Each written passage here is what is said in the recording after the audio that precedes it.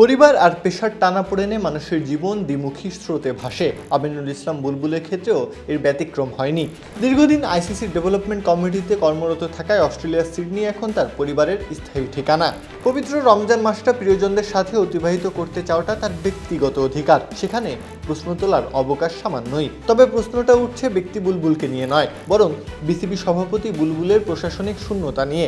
দেশের সবচেয়ে সুবিশাল এই ক্রীড়া সংস্থার চাকা সচল রাখার যে চেইন অফ কমান্ড, তা যেন বর্তমানে কিছুটা পথ হারিয়েছে।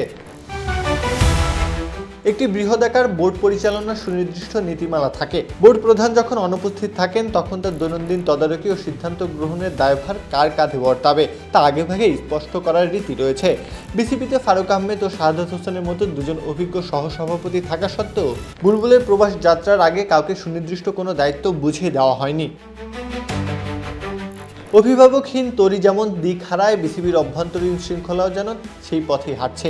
সভাপতির অনুপস্থিতির সুযোগ কাজে লাগিয়ে কিছু কর্মকর্তার বিতর্কিত মন্তব্য ও কর্মকাণ্ডে খোদ বিসিবি সমালোচনার মুখে পড়ছে।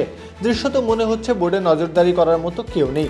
ফলে কর্মকর্তা কর্মচারীদের মধ্যে এক ধরনের যে যার মতো চলা মানসিকতা তৈরি হয়েছে, যা বিসিবির মতো একটি সম্মানের আসনে অধিষ্ঠিত প্রতিষ্ঠানের জবাবদিহিতা নিয়ে প্রশ্ন তৈরি করছে। এই অস্থিরতা কাটাতে আমিনুল ইসলাম বুলবুল নিজের কার্যকর ভূমিকা রাখতে পারতেন।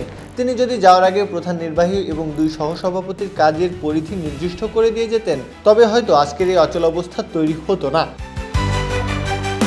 পরিবারকে সময় দেওয়া যেমন তার ব্যক্তিগত অধিকার, ঠিক তেমনই বিসিবির গতিধারা সচল রাখাটাও বুলবুলের কর্তব্য। বোর্ড সভাপতি হয়তো প্রশান্ত মহাসাগরের ওপারে পারিবারিক প্রশান্তিতে সময় কাটাচ্ছেন, যা মানবিক বিচারে অকাট্য।